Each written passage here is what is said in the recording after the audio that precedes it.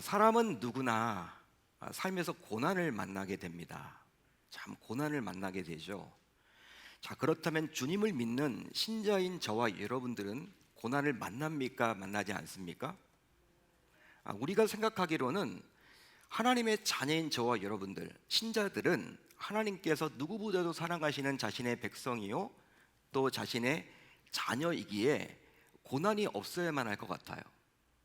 자기 자녀가 잘 되기를 원하지 잘못되기를 원하는 부모가 어디 있습니까?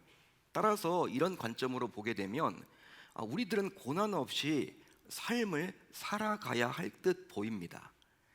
하지만 실제로 삶을 보게 되면 불신자들도 고난을 당하지만 신자들 역시 고난 속에서 생을 살아가죠. 아니, 불신자들이 겪지 않는 그러한 고난도 신자이기 때문에 당하기도 합니다.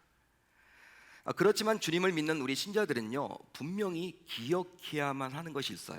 그것이 바로 무엇이냐면, 우리 신자들이 만나는 고난은 대부분 인과응보가 아니라 섭리적 고난이라는 사실이에요. 섭리적 고난이다. 자, 그러기에 우리 신자들은 고난 때문에 라는 피해의식으로 인생을 살아가는 대신에 고난 덕분에 라는 승리의식으로 살아가야만 하는 것이죠. 여러분, 대표적으로 그렇게 살았던 인물이 바로 사도 바울입니다. 바울 사도는 고린도후서 12장에서 역설적인 고백을 해주고 있습니다. 어떤 간증을 해주고 있냐면, 바로 자신의 약함 덕분에, 바로 자신의 가시 덕분에 오히려 하나님의 능력을 크게 체험했다라고 고백해요. 우리들 같으면 고난 때문에, 약함 때문에, 이 약함이 원수야, 가시 때문에 불평불만을 할 텐데, 사도 바울은 오히려 약함 덕분에, 가시 덕분에 하나님의 놀라운 큰 능력을 체험하게 되었다라고 고백을 합니다. 따라서 신자인 우리 모두 불신자와 달리 고난을 대하는 자세가 분명히 달라야만 하는 것이죠. 이유가 있다면 내가 당하고 있는 고난을 우리 주님이 결단코 모르지 않기 때문입니다. 그뿐 아니라 주님께서 나에게 고난을 주사 나를 연단해 나가시기 때문이죠. 혹시 여러분들은 독수리에 대해서 잘 아십니까? 독수리는 하늘의 제왕이죠. 여러분, 독수리는요, 하늘의 제왕입니다. 근데 이 독수리는요, 평균 수명이 40년이라 그래요. 40살이랍니다, 이 독수리가.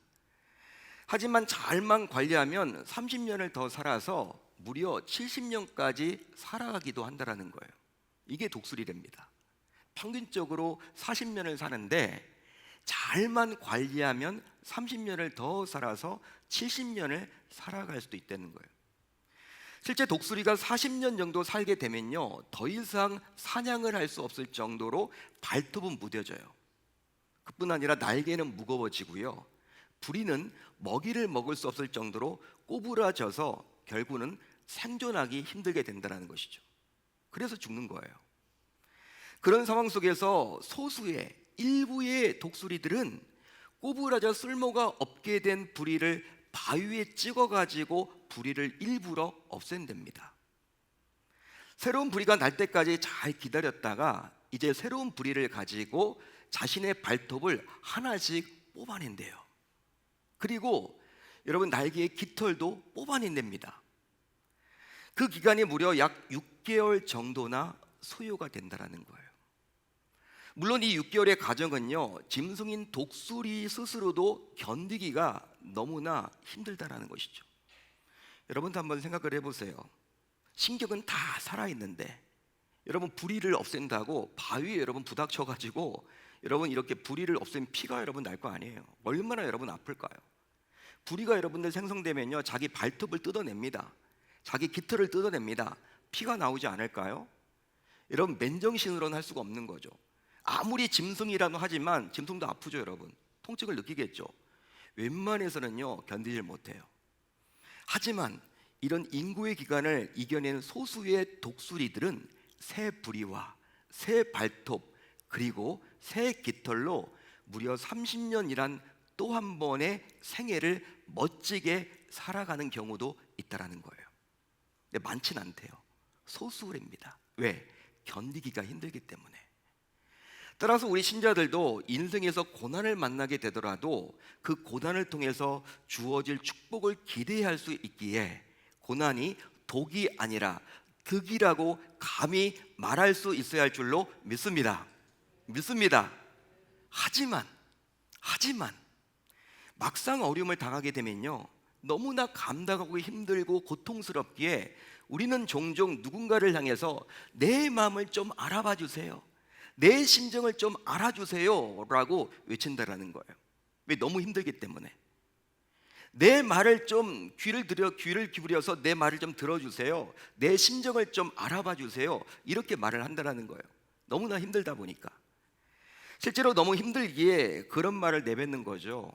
여러분, 힘들지 않은데 그렇게 말할 리는 없습니다. 귀를 열어서 내 말을 좀 들어줘, 내 심정을 좀 알아줘. 그런 말은요, 아무나 할 수 있는 게 아니죠. 고통스러울 때 하는 겁니다.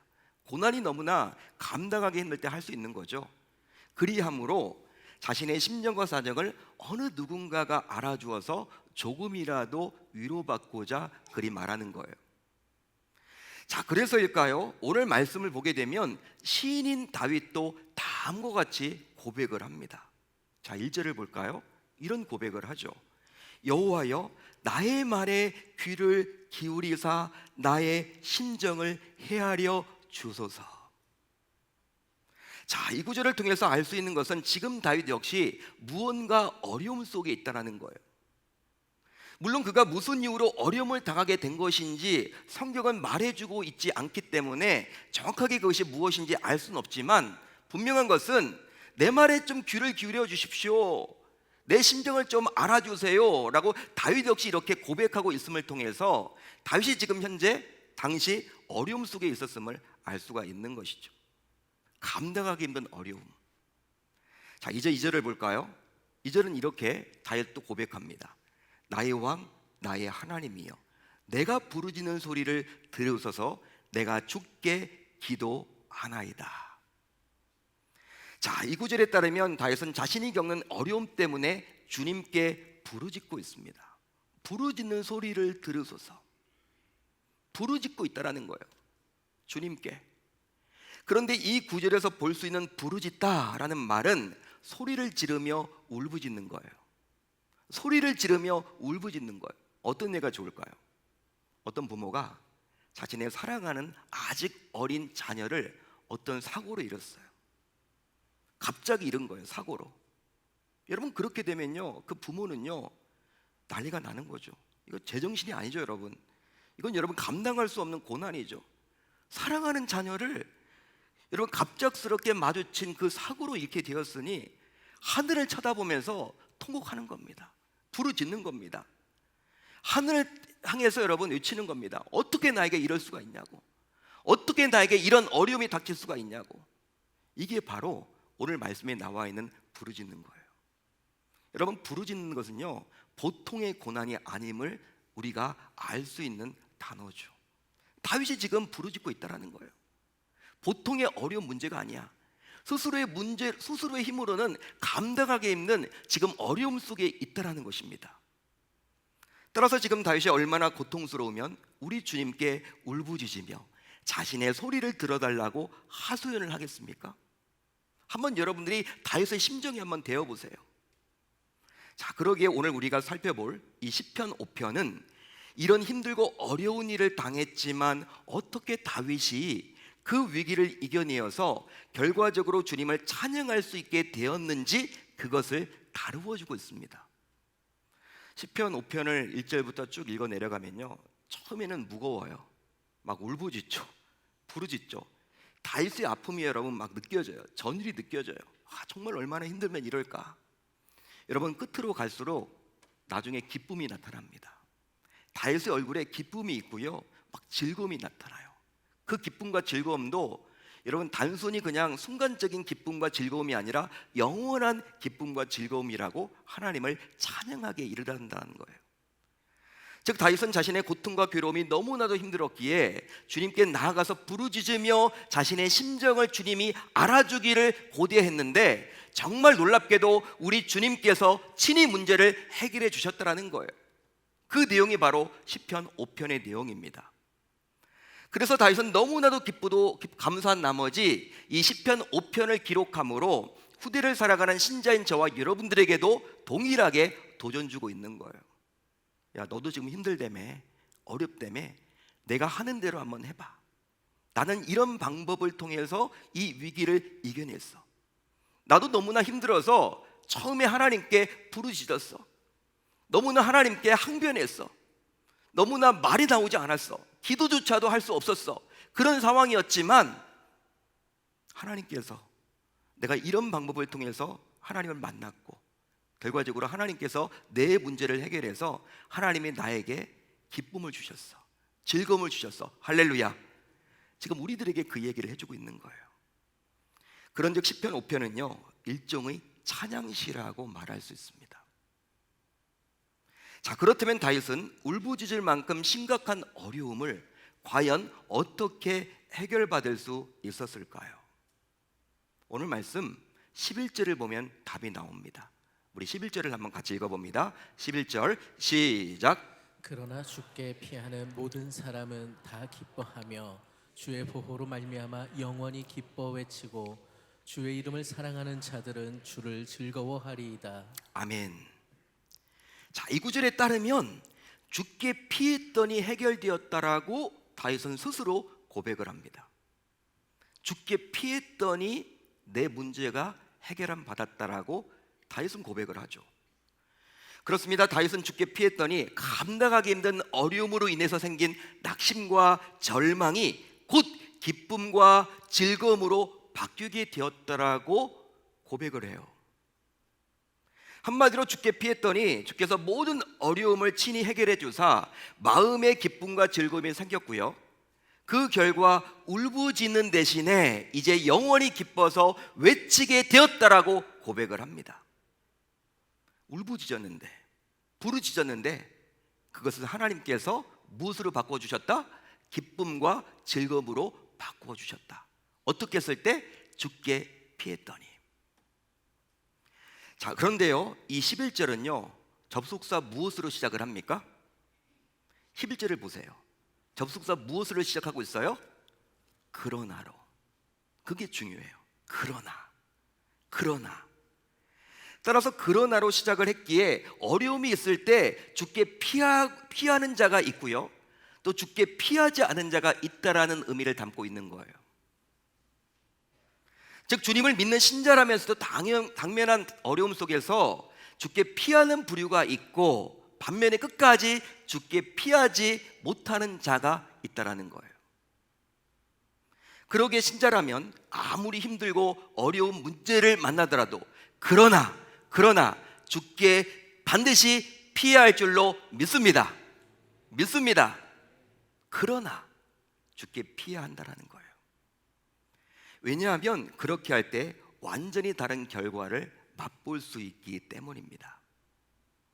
그런즉 이제 우리 모두 설령 감당하기 힘든 고통 속에 있더라도 주께 피하는 은혜가 임할 수 있어야 할 줄로 믿습니다.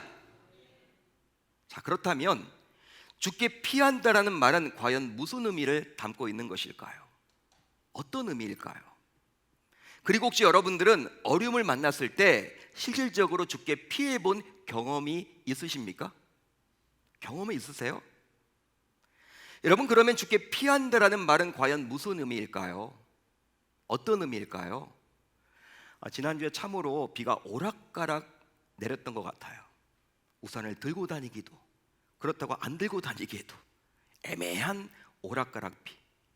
이쪽은 비가 오는데 같은 서울인데도 반대편은 비도 안 오고. 희한하죠, 여러분?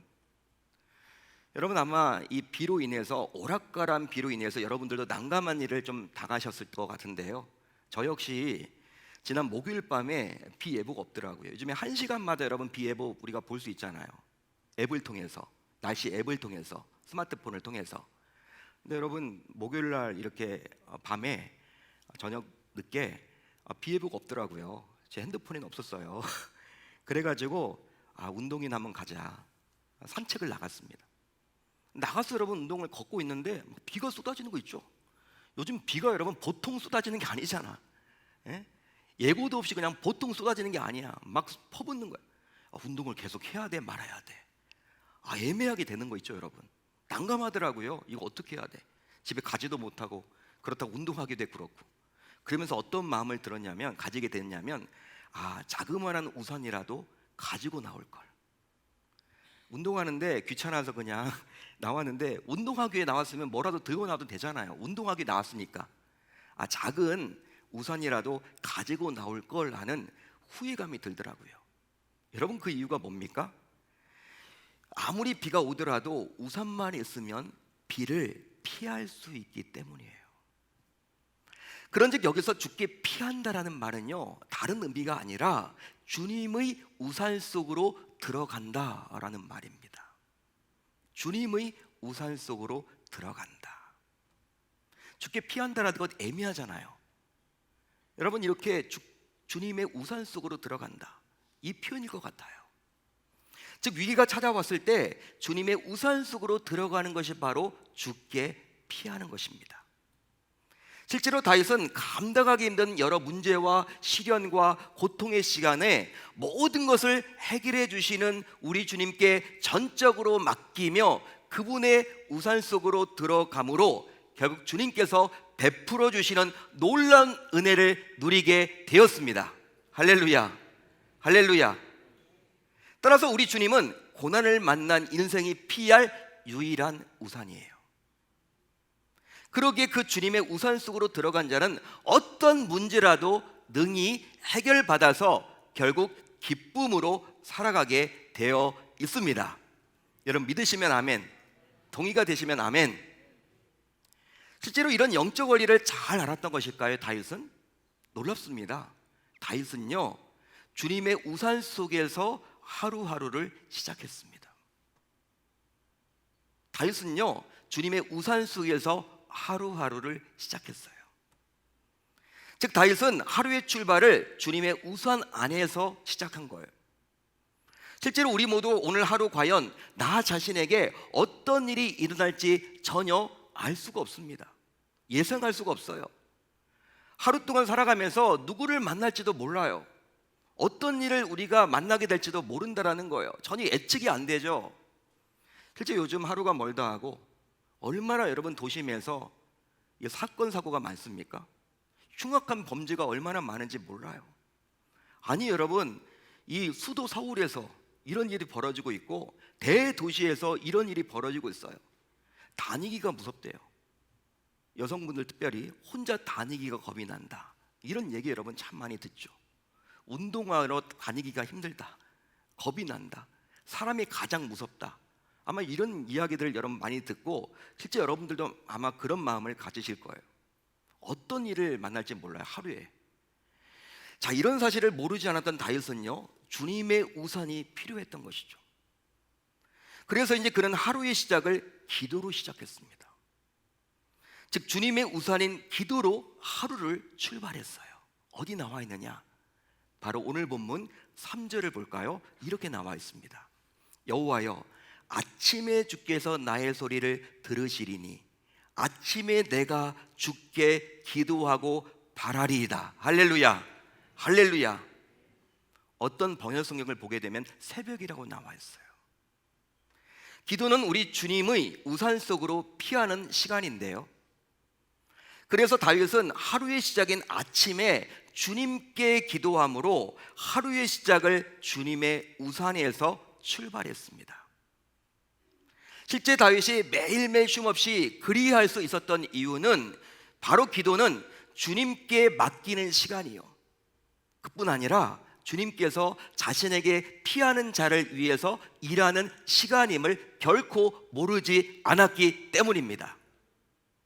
따라서 기도의 시간이야말로 주님께서 보호해 주시는 시간이기에 가장 안전한 시간이라고 말할 수 있는 것이죠.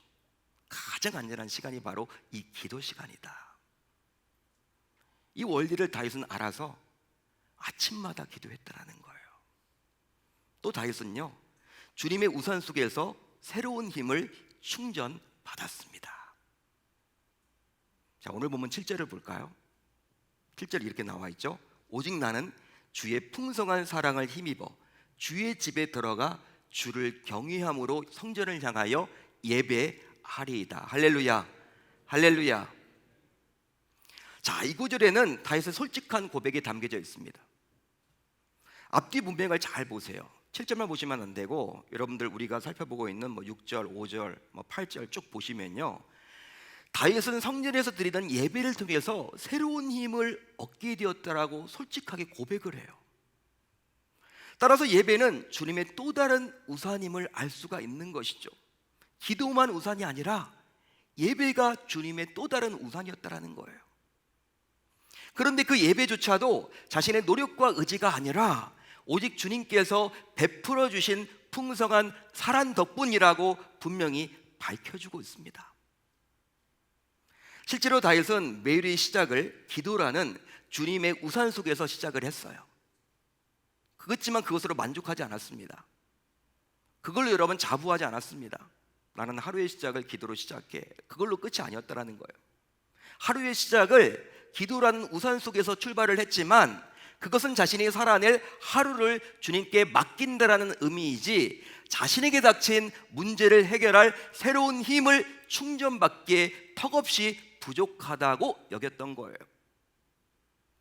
이것을 잘 알았던 다윗은 주님의 또 다른 우산인 예배를 통해서 자신의 문제를 해결할 새로운 힘과 능력을 충전받았습니다. 따라서 예배 역시 주님의 우산 속으로 피하는 시간이에요. 지금 이 시간이, 우리가 드리는 이 예배 시간이 주님의 우산 속으로 피하는 시간임을 믿을 수 있기를 바랍니다. 그 결과 주님께서는 자신의 우산 속으로 피하는 자, 즉 자신에게 예배를 드리는 자들을 친히 돌보사 은혜를 베풀어 주십니다. 자, 그러기에 어떤 의미에서 볼 때 예배를 드리는 시간은 바로 세상에서 치열하게 싸우느라 방전된 힘과 능력을 다시금 우리 주님으로부터 공급받는 충전의 시간입니다.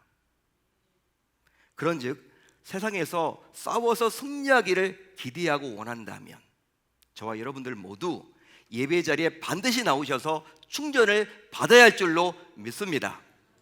아무리 여러분 고가의 자동차, 전기 자동차든 여러분 휘발유나 경유를 넣는 자동차든 고가의 자동차다 하더라도 방전돼 버리면요, 여러분 전혀 사용할 수가 없죠. 자동차의 기능을 못 하는 거죠. 여러분, 우리가 살아가는 이 세상이 얼마나 힘들고 어렵습니까? 치열하잖아. 여러분, 치열하게 싸워야 되잖아. 얼마나 여러분 열심히 사셨어요? 근데 여러분, 우리가 너무나 방전되어 있는 거예요. 주일마다 나와서 이 예배를 드림으로 이 방전되었던 나의 힘과 능력을 우리 주님으로부터 공급받아서 다시금 완전 충전을 받아서 밖으로 나가서 또 싸워 이기는 거죠. 나가야 하는 것이죠. 그렇기 때문에 이 주일 예배는요, 여러분 주유소예요. 주유소입니다. 충전소입니다. 충전받는 곳이라는 거예요. 영적인 주유소다, 영적인 충전소라고 감히 말할 수 있는 것이죠. 그 이유는 바로 신자가 새로운 힘으로 충전받기 위해서는 예배 이외에 다른 방법이 없기 때문입니다. 여러분, 결과적으로 기도와 예배, 즉 주님의 우산 속으로 피하게 되면 과연 피하는 자에게 어떤 일이 일어나게 되는 것일까요? 오늘 말씀은 그것에 대해서도 말을 해주고 있어요. 정말 놀랍게도 우리 주님으로부터 복을 받게 된다라고 말을 해주고 있습니다. 어디 나와 있느냐? 바로 12절입니다. 우리 12절을 한번 같이 읽어봅니다. 시작. 여호와여, 주는 의인에게 복을 주시고 방패로함같이 은혜로 그를 호위하시리이다. 자, 이 구절에 따르면 주님의 우산 속으로 아무나 피할 수 없대요. 주님의 우산 속으로 아무나 피할 수 없답니다. 누구만 피할 수 있다고 나와 있습니까? 의인들만. 여러분들은 의인입니까? 의인이 아닙니까? 여러분들은 의인입니까? 의인이 아닙니까? 의인이죠. 누가 의인으로 만들어 주셨어요? 우리 주님이. 이게 이신칭의 교리 아닙니까? 오직 의인은 믿음으로 말미암아 살리라. 예수 그리스도를 믿는 그 믿음으로, 십자가에 달려 죽으신 예수 그리스도의 그 십자가 사건으로 여러분들은 하나님께서 여러분들을 자녀로 삼아 주셨고 바로 의롭다 칭해 주셨다라는 거예요. 의롭다 칭해 주셨습니다.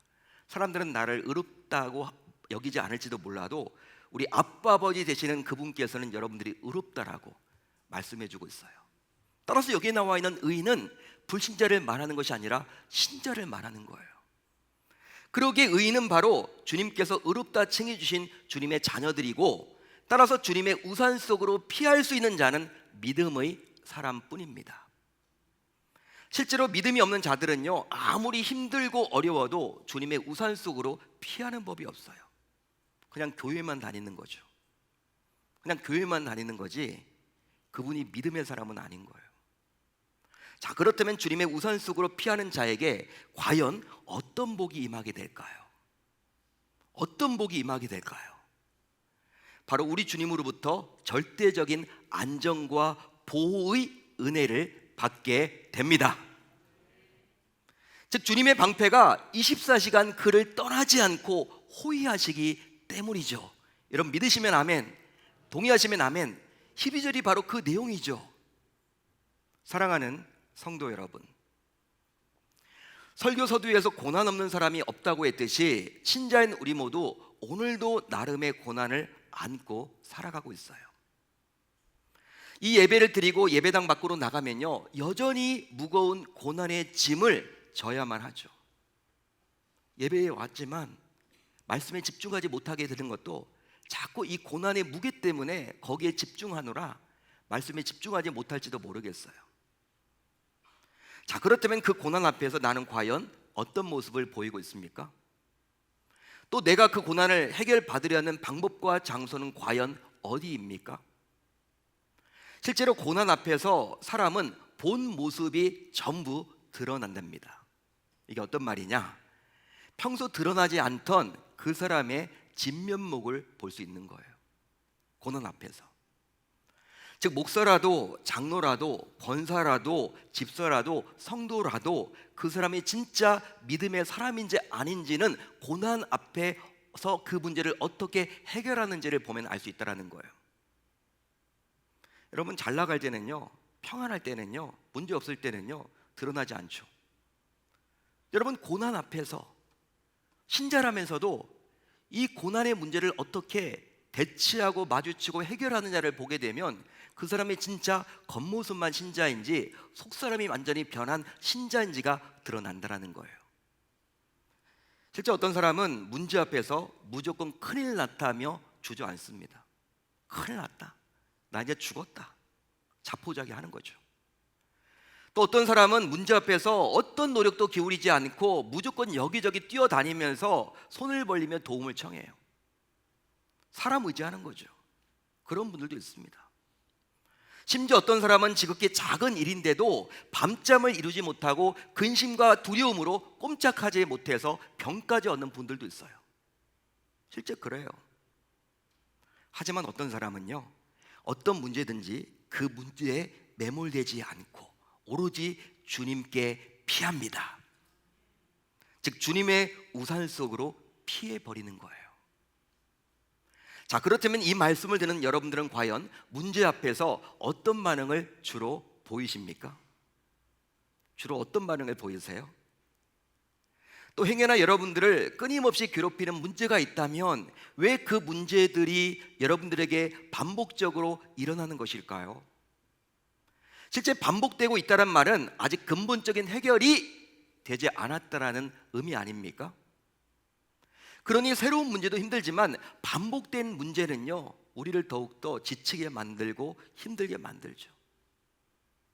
자, 그러면 지금 당장 내가 해결받아야 될 문제는 과연 무엇입니까? 오늘 이 시간 여러분들이 해결받아야 될 문제는 과연 무엇이에요? 또 지금 나를 괴롭고 힘들게 만드는 문제는 과연 무엇입니까?